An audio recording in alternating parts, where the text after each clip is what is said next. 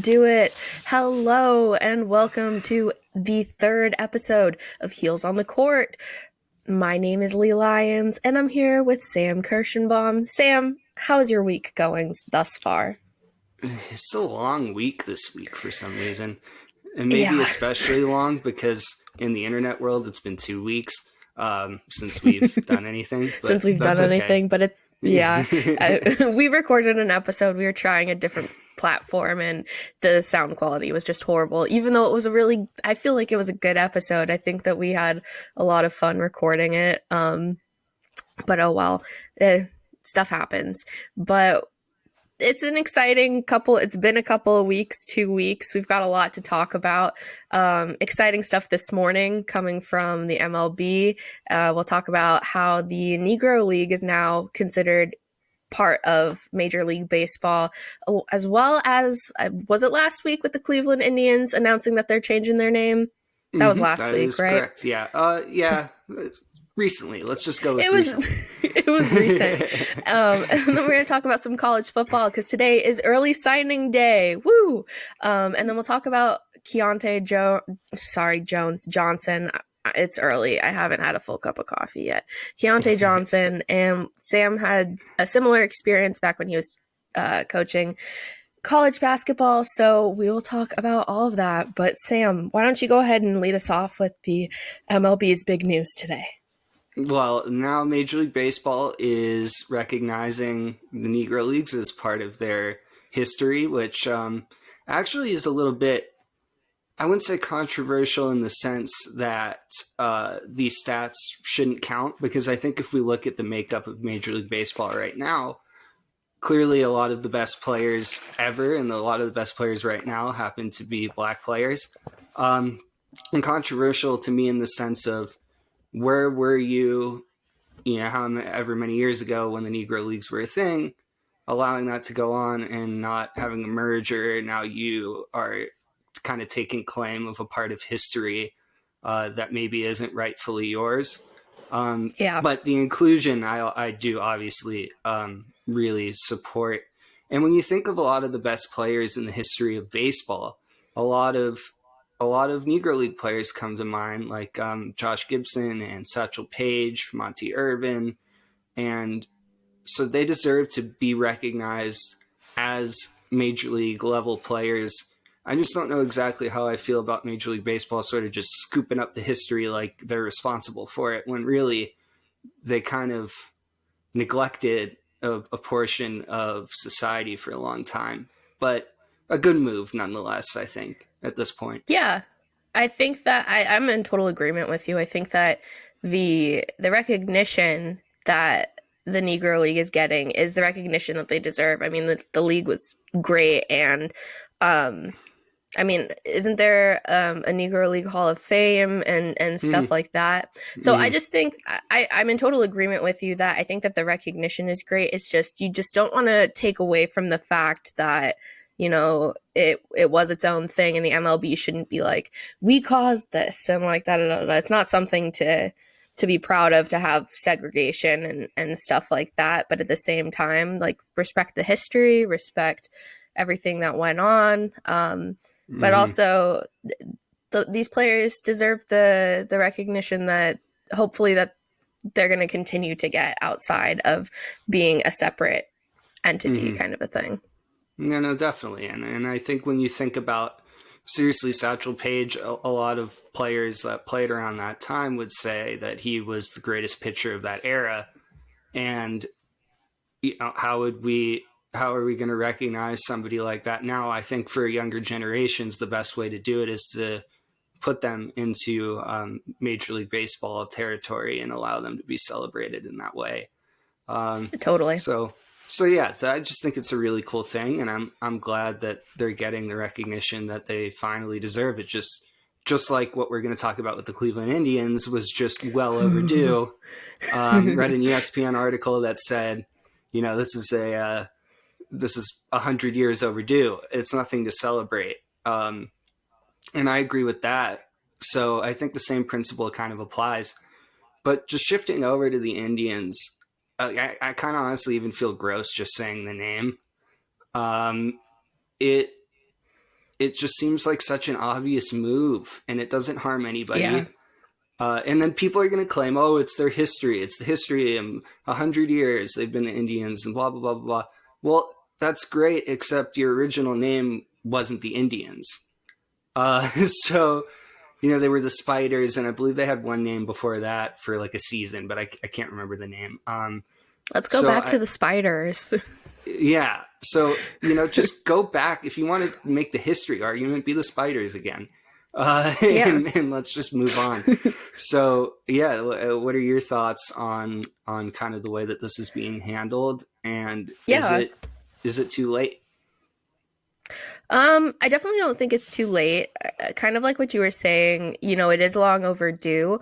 I think it is a little bit, I mean, in my opinion, I think it is something to be celebrated that it is being changed. Um, just because, people, I mean, just like looking at other teams, like especially with recently the Washington football team, as we call them now, previously the Washington Redskins, that has been a battle that's been going on for years.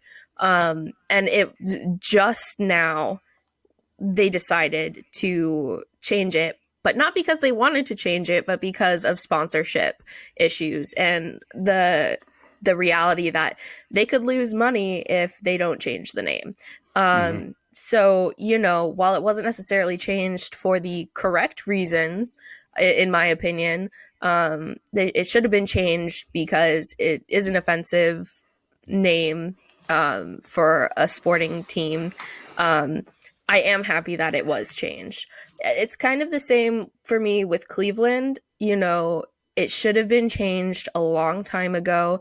I'm not as familiar with. I mean, I saw the statement that the Cleveland Indians made, saying that this was an offensive name and we want to be like inclusive and blah blah blah blah blah. And I think that that's great. I don't know if there were any kind of sponsorship issues also surrounding their Mm-hmm. team and like their sponsors saying, "Hey, you got to change the name or else we're not gonna like continue our contracts with you." But I think it's good, and I think that it is something that's viable. I think that the team. I mean, I don't know any Cleveland fans, to be perfectly honest. If you're a Cleveland fan, that's awesome. Like, congratulations. But I personally don't know any Cleveland fans.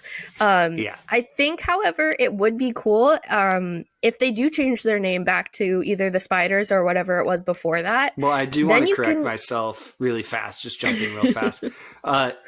There was a team in Cleveland, one of the original baseball Oh, teams, not a part of what became Major League Baseball, called the Cleveland Spiders. However, the Cleveland Indians history does have 5 team names prior to becoming the Indians in 1915. So just want to go and correct myself on that. But there still are 5 different names that you can five choose from different that names. happened before. But anyway, back to what you were saying. Yeah. Continue. No, but I think like if they can choose one of those 5 different names and hopefully one of them is not offensive, but if they can choose one of those names and then, they could bring back like the original colors. They could bring back like old school uniforms. They could bring back like whatever they wanted to kind of bring it back to like when the team first began. So you're not losing that tradition. You still have the same team. You still got all the same traditions. It's just a name change and maybe a color change. But I think that that could really appeal to, an older generation of bringing back all of that older stuff. And then that just becomes collector's items that you're going to be selling to people. You'll be getting new fans because you're less of a problematic team with the team name. And so people will actually want to wear your jerseys with the logos instead of wearing something that might be considered offensive. I think that, you know, the team on the administrative side really needs to spin this in a positive light and really needs Mm-hmm. to like dig deep so that they still have those they still touch the roots of the team and they really can capitalize on that. And I mean, I honestly think that they could make a ton of money off of this, which is what it's all about, right? Baseball teams are there to win and make money. Yeah. That's any sports team. So I think that they can. I think that they can do it. I think that they can do a good job, and I'm not worried about them at all. Well, how about this? So Cleveland had 9 Negro League teams. Why not pick one of those and use that maybe as the name for the That would be new? awesome. I'm all behind that. I'm for it. But then there's also some people. I'm just playing devil's advocate here. Some people will not want to touch that just because they want to keep that history separate so that, because it was a Negro League team, Yeah. and now that everybody is playing together, trying to keep that history, but I'm just playing devil's advocate. I think they Mhm. should stick with their history, and I'm excited to see what comes up for them next because I'm sure Yeah. that it's going to be big. Well, it's true though that they've had Negro League days. Such an odd in 2020 to be using that phrase is just so uncomfortable. It makes me Uh, feel so gross saying but it. but they've had those days where they've worn the Negro League uniforms, and then it's kind of like, okay, well, you're wearing that, but what makes you tied to that organization? You certainly didn't support those organizations at the time, so kind of what gives you the right to wear their logo, their team name. So all of that Right. kind of would cause some potential issues. I think it is a little bit, there's a little bit of discomfort every time that teams decide to wear those throwback uniforms because it's like, what are you throwing it back to? It's not your history.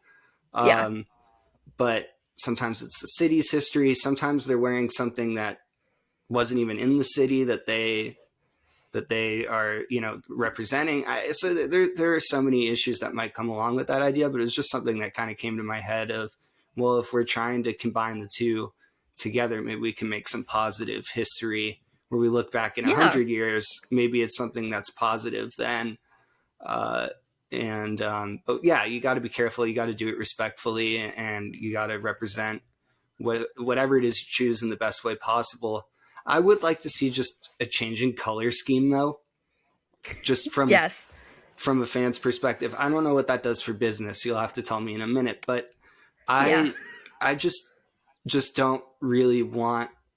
We got enough blue and red in Major League Baseball. I think every team that's existed since They've got before some blue and expansions red.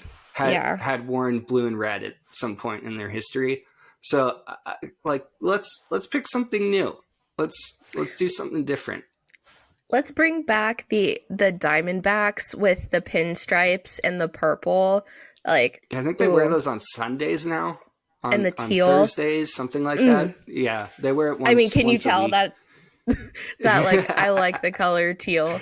Um, but no, I mean, I completely agree. As for like changing the team colors and everything, just thinking about it, that just makes the playing like devil's advocate on the fan side, it just makes the jerseys that you have with the old colors novelty. And it Hmm. actually like it becomes a classic jersey. So, if you've got the like the blue and the red or like the red and the white or whatever, and then they change the colors to something else. Well, I mean, it's the same as like if your favorite player, you have his jersey and then he gets traded to a different team or signs a contract with a different team, your jersey now is like a novelty. So if you wanted to sell that later on or just keep it for Hmm. sentimental value, you've got a part of history. So it's to me, it's not as huge of a deal. It is a big deal a little bit for a team just because you have all of that merchandise that you're trying to sell. Hmm. To people. I mean, it'll probably all go on sale, whether that's on the team site or Fanatics or whomever it may be. It'll probably go on sale. But that's just a good news for buyers. They get their favorite team's jerseys and merchandise for like half off, right? so, so I Yeah. mean, it's a little bit of a little bit of a pain in the butt. But all in all, I think that it's not as big of a deal to go ahead and change colors. And I Hmm. encourage it. Why don't we? I mean, okay, so who was it? The Oakland A's, they wore like this hideous yellow color, or was it the San Diego Padres? I think it was the Padres. Well, they do have a yellow jersey that I personally find like kind of particularly disgusting. I Yeah. miss just the classic green. I liked their Yeah. like kind of plain green when it just had Oakland or The Athletics across it, but then they changed. yeah, But the green is beautiful, yeah, but there's one team that has I don't know if it's the Padres. The Padres are have you an ugly thinking of? brown one. Yeah, the brown is terrible. Their look It's right, they ugly. can't get it right. I don't know why they can't get it No. right, but they can't. It's just Ugh, every time they come out with a new look, it's always gross, it's um, so bad. or bland, like the blue and white was. It was just really bland and didn't Yeah. do anything. No. But but I'm not sure. Hit I'm me not up sure if exactly who you're talking about. there was one team that has like a really hideous, ugly yellow. It was disgusting. Please don't ever wear that ever again. I'm looking directly into my camera right now. Do not ever wear that ever again. Please feel free to hit us up, heelsonthecourt@gmail.com. If you would like my fashion expertise, I'm not a fashion expert by any means, but I could choose a better color than that. But yeah, I think that that's probably a good time to kind of segue into college sports. It was a big week this week, and last week. It's been a couple of weeks, Jesus, um, for college sports, specifically in college football. Let's just talk for half a second about all of the people who've been fired in the past couple of days. So, I mean, I was watching the Arizona versus University of Colorado football game. Great Mhm. game. Colorado won. Go Buffs. But I felt really bad because Kevin Sumlin, who was coaching Arizona, he was fired. Mhm. I mean, I don't blame them. He's worked there for 3 years. This season, he had a 9-20 record. And he basically ruined Khalil Tate in 3 seasons. So I I don't I mean I kind of feel bad, but at the same time I don't. But then like right after that, 2 days ago, Lovie Smith at Illinois and Gus Malzahn at Auburn, Mhm. they both got fired too. So what the heck, college sports? What the heck? I mean, you get so desensitized to it when you've worked in the industry before. It's Yeah, it's what you signed up for, and you expect it to happen. A lot of coaches say it's rare, that you get to retire. Um, you coach until you're fired. You don't coach until you retire. right. Accidental rhyme there, but it's true. Most people don't get to coach until they decide that they're done. The school decides that they're done, and then that ends their coaching career, and that's why it's so lucrative. Not only Yeah, does it bring in a lot of money, um, but I think sane people don't want to do it. I fit in the category of insane in this case, where I absolutely would want to do it. But it's something that sounds so appealing to a lot of people because there's so much money involved, and you get this perk and that perk, and sure, that's great. But how many coaches have a winning record every year, and how many coaches get yeah, fired? And then it's yeah, so hard to find a job again, that it can be really, really challenging to navigate that situation. And then you have to fall back on your degree. So you get fired from coaching, and let's say you don't have a degree, which is kind of rare. Um, then what do you do? Uh, let's say you do have a degree, but you have a bachelor's and you haven't had a normal job maybe ever. You haven't had one in 30 years. Okay, well, now what do you do? So that's always the yeah. fear in the discussion. So if you're looking at it from a personal side, it's a really tough situation, and to be in the middle of a pandemic and get let go, it's really, really, I'm sure, a scary time, no matter how much money you made while you were on the job. Oh Which is yeah. something that I saw that came up, was who got the big buyout. I mean, it was Oh enormous. geez. No, yeah, I know what you're talking about. I can't remember, but that buyout was something like millions. $21 million. Yeah, it was insane. Maybe that's the exception where you're like, okay, I'm Fire good. me. I can figure things out. But for most people, even if you're in your early 50s, late 40s, you get fired and you made a few million. Before that, you were probably not making very much money, and now you have to figure out what you're going to do for the rest of your life because you have a family, and Yeah. it's amazing how fast you can go through a few $1 million when you have no income. But I think we can kind of shift over to what does this mean for schools? Uh, and for schools, it's kind of this new exciting opportunity. You get a new coach. Everybody gets excited. Your revenue goes up. Ticket sales go up. I don't know if that has ever, if you've noticed that, but it seems to happen every time. It's like, this is finally, things are going to turn around, and this is, Yeah.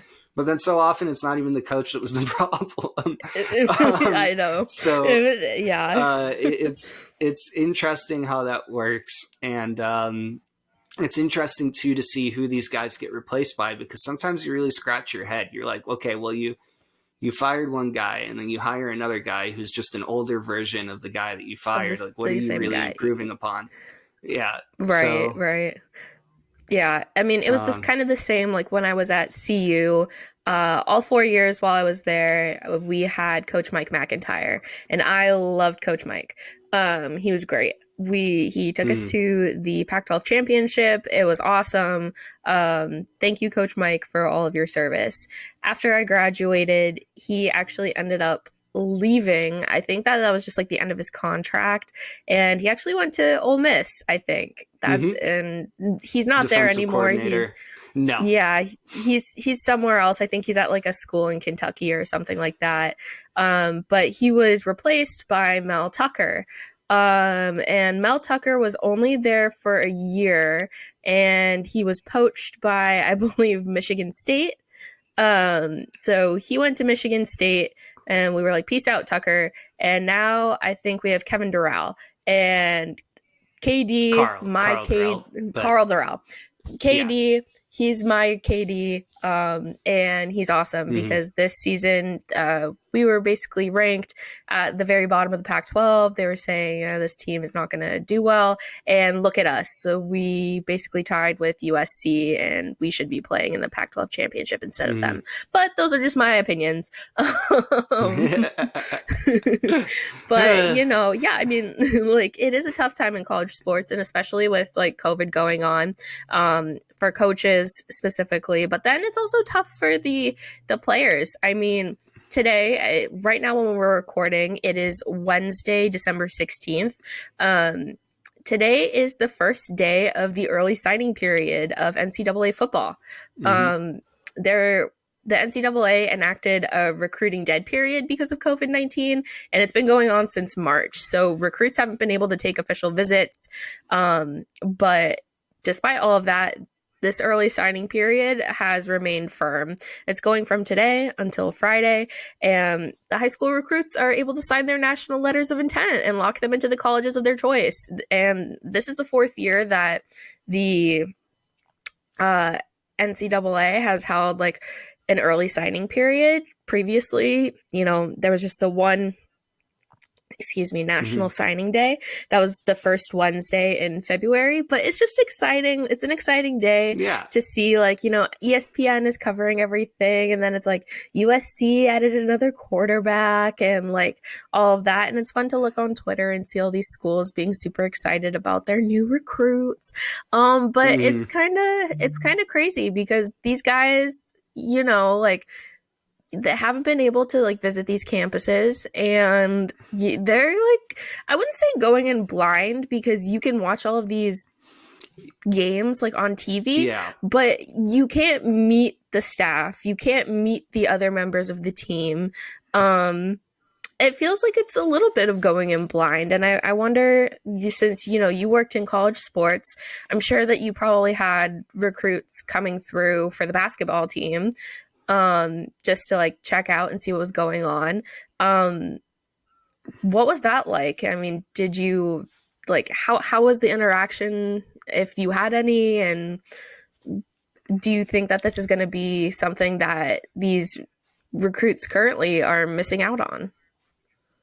Uh, Coming on a recruiting visit is a really interesting experience, and typically it'll happen on a Saturday with a football game. That's how we used to do it, at least, where you'll bring a recruit in, you'll have some guys on the team take them to the game, enjoy the game, uh, get to hang out with them, get to meet all the coaches and the staff, go to lunch, get this, get that done.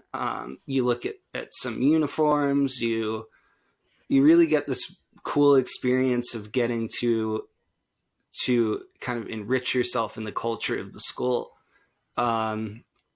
and then to just kind of have that ripped away right now, it's really a shame, for a lot of kids. I feel badly that they're going through that experience, and kind of not being able to see that. But I do think that a lot of the time what you're seeing, like, if you and I went on visits to our schools that were somewhat normal visits.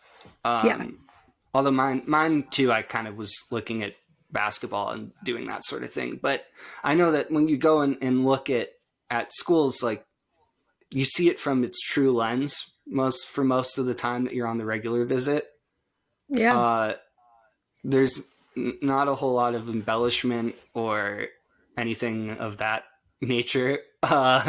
Whereas I think that there is a little bit of rose-colored glasses when you go and visit as an athlete. You're Definitely. treated specially around town. And then the second that you fail, everything kind of shifts on you, and it's the opposite. So maybe there are some benefits to not having that experience. Maybe you really do need to see how much a staff cares about you. Is the coach still contacting you even though this is going on? Are they making sure that you're okay? Are they doing what they can within the rules to make sure that your family is fine? I mean, obviously you can't give money, but you can do other things to make sure that people are okay, just like Right. we're all doing right now during the pandemic. Are they treating you like you're treating your family? And I think what we've found in life right now is that a lot of the questions we've had about whether or not people are who we thought they were, they're being answered right now in the way that people are sort of handling the pandemic. And just the things that are going on in the world. It's like sort of very telling of who people are and how they behave. Um, so I'm sure you can find positives and negatives in both experiences, but the traditional route is obviously something that you dream about as a kid, and Right. so I'm sure that part is disappointing. I think the one thing that goes through my mind is I'm interested in seeing the after effects of this. Specifically, how many people are going to end up transferring halfway through, or whatever it may be, because they signed during this time where they weren't able to go and meet the staff and X, Y, and Z. And then once they get there and they realize that maybe this wasn't the team that they were looking for, maybe they're going Mm, to try and find that somewhere else. So I think that it'll be interesting to see. I know that the transfer process is not exactly an easy one. Um, and that, it is difficult, but I know that the NCAA has been making some concessions right now during COVID. So I'm just interested to see how everything is going to work out in the end and what the effects will be for college sports. definitely. Do you think it'll really have that big of an impact, though? I mean, I don't necessarily think Probably so. not. Probably not, Um, but I know that with like the closure of certain sports, a lot of schools have like officially taken away certain teams. mhm. I know not football is not one of them, but men's basketball probably not one of them, women's basketball probably not one of No, them right. either. But a lot of schools have taken away men's and women's sports. And I think it'll be interesting to see all of those transfers being done for these student athletes who no longer have a place to do their sports at the schools that they originally wanted to be at.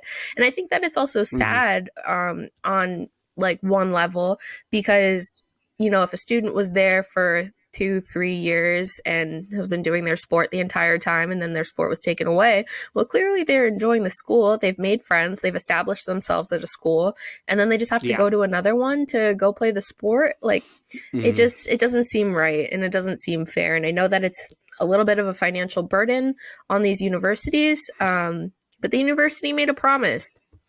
So I just Yeah, think I that agree. it's wrong that these students are having their livelihoods kind of ripped out from underneath them. Yeah, no, I meant more of from a recruiting perspective. I don't think it'll matter all Oh that yeah. much, but it in that sense, so definitely, it's a big deal for these schools that don't turn a profit. I mean, sports that don't turn a profit, um, and you know, the soccer programs are ones that have a hard time. Typically, track and field, uh, you know, lacrosse, wrestling. There's so many sports. Um, we don't want to see any of them go away, obviously, but hopefully, if they do go away, they just temporarily go away, and we can sort of Yeah. make up for it somehow. But I I don't hope know. I don't so. know what the solution is. I don't know what we can really do about it. But it's just a That's rough why we time. need boosters. So Yeah, much that's what uncertainty right now. boosters are for, right? So if you can support your college, even if it's like $5, Yeah. like I sometimes donate to CU, or I'll donate like $5 or $10 and just be like, I'm still a student, but I can afford that instead of going out and getting a hamburger or something like that. I'll cook at home for one night. Um, but continuing kind of on like the college sports route and everything, let's talk about Keontae Johnson. First off, I Yeah. think that it's just clear to say that we hope that Keontae is doing well and we hope that he recovers and gets back to full health. We don't wish any ill will on anybody, especially someone who is an athlete in their prime. I think that Sam probably can talk a little bit more about this than I can since I've never really played basketball. I've never really worked for a basketball team. I mean, right now I work for the NBA, but that's the league office. That's not for a specific team. Um, but yeah, so Sam, I guess I'm just gonna kind of toss this over to you so that you can kind of kick it off. Yeah. You know, thinking about it, just like I kind of tear up a little bit, just because you know, it's something that you don't ever think is going to happen to you or your program, whether you're a player, a manager, a coach, or whatever it is that you do for your team. And actually, in 2017, something similar, but fortunately not as bad, happened while I was there to Ole Miss men's basketball, where we had a player have a seizure in the middle of the game. Turned out that everything was okay, and he's fine now. He's living a perfectly normal, healthy life. Even just a couple of weeks after, he was totally fine. I mean, they were monitoring him and making sure that he was okay, but it's just one of those things that's you don't think it's ever going to happen to you, um, but it can, and it does, and it happens more than we would like to see it. I know that we had a recruit too when I was at Ole Miss, who was committed to Ole Miss and then decommitted and went to Oklahoma State and died that summer from a workout. It's just really really rough when those things happen. I'm glad that he's responding to commands. I'm glad that he was able to FaceTime the team from the hospital. I'm glad that his family was able to see him despite everything that is going on with the pandemic. It's just a rough situation, and it makes you, you know, I don't want to make Keontae Johnson a political statement or use him as a political pawn in any way.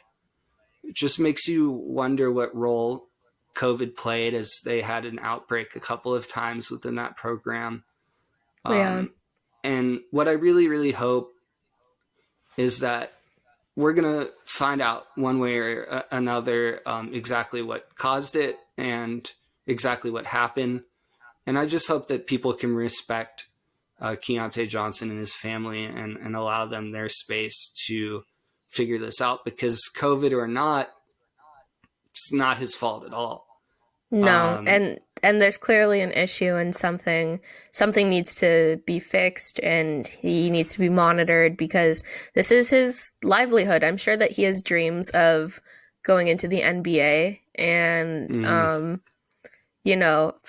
for those of you that don't know, Keontae was walking out onto the court after a timeout early in Saturday's game against Florida State Seminoles when he collapsed, and he was taken off the floor on a stretcher and transported to the Tallahassee Memorial Hospital, where he was in critical but stable condition. So mm, luckily now he's breathing on his own, and he's able, like Sam said, he FaceTimed the team. But yeah, it's just, especially now, I mean, I think we're going to be seeing a lot more of these COVID related I like health issues on these teams, whether it be basketball or football. And whenever you would see just a regular injury, like with a knee blowout or an ankle or whatever it may be, it was always horrible. Or with football, if mm, you saw someone lying on the ground and they couldn't get up, everybody in the stands feels awful, and people feel awful for such a long time afterwards. But this is different. This is, we don't yeah. know the effects of what what health issues people are going to have, um, how it's going to affect their career aspirations. Um, but I think that you're right. I think that we should respect Keontae and his family's space and give them time to figure out what's going on, because Mm. they they deserve space and time to like heal from this ordeal. Yeah, I think you'll see both sides of this argument, which I'm not fully understanding why it's even an argument of should we be playing sports or not. I I firmly really believe that we shouldn't, but I don't want to see this become that thing that like sparks a political debate about whether or not we should be playing, because it's just not fair to him. It's just not fair to his family. Yeah. It's not fair to the team. It's not fair to the coaches. I think the school needs to take some responsibility. Um, but it, it just is becoming frustrating. And again, we don't know what caused it, but it is becoming frustrating to see uh, avoidable things become reality almost on a daily Right. basis now, with everything that's going on, and expanding further out from him on just how many people have died from this. Yeah. It's a cruel, harsh reality, and somehow we got to push forward. But how is really the question. So we'll see what Yeah. happens, and just hopefully he's fine. I mean, that's really all that we can say.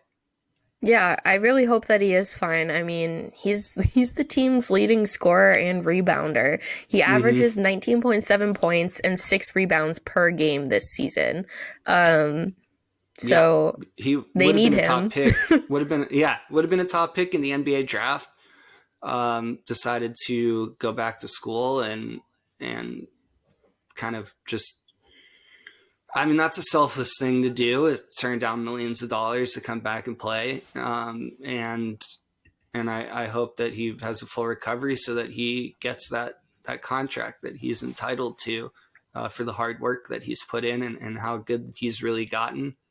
And you know, I'm close with SEC basketball. I don't know him, but I know a lot of the people involved. Mike White, Coach Mike White, Florida's head coach, was an assistant coach at Ole Miss before I got there, but part of the coaching tree. And so just kind of reaching out to him and hope that he's doing okay, because I think stuff like that happens. I know that with small injuries, even those that kind of feel like your fault at first, and I'm sure he must be feeling beside himself, and there's a lot of Yeah. guilt involved when I don't think that it's deserved. Like you shouldn't feel guilty No. about something like that happening. It's not your fault, but No. it always does It feel that way. I can tell you from yeah. personal experience, it feels like you did something wrong, and I'm sure that he hasn't slept for a couple of days, and it's been rough on him. So my heart goes out to him as well, and just everybody in Florida men's basketball, and I hope that they can all recover from it and have a good season.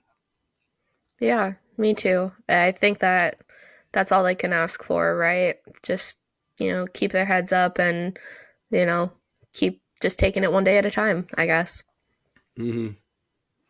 Well, But I think with that's probably the end of our podcast for today. But we hope that everybody has a happy holidays, whether you celebrate Hanukkah, Christmas, Kwanzaa, anything in between. Happy yeah, happy holidays, holidays. and we will tune in with you guys next week. All right. Bye.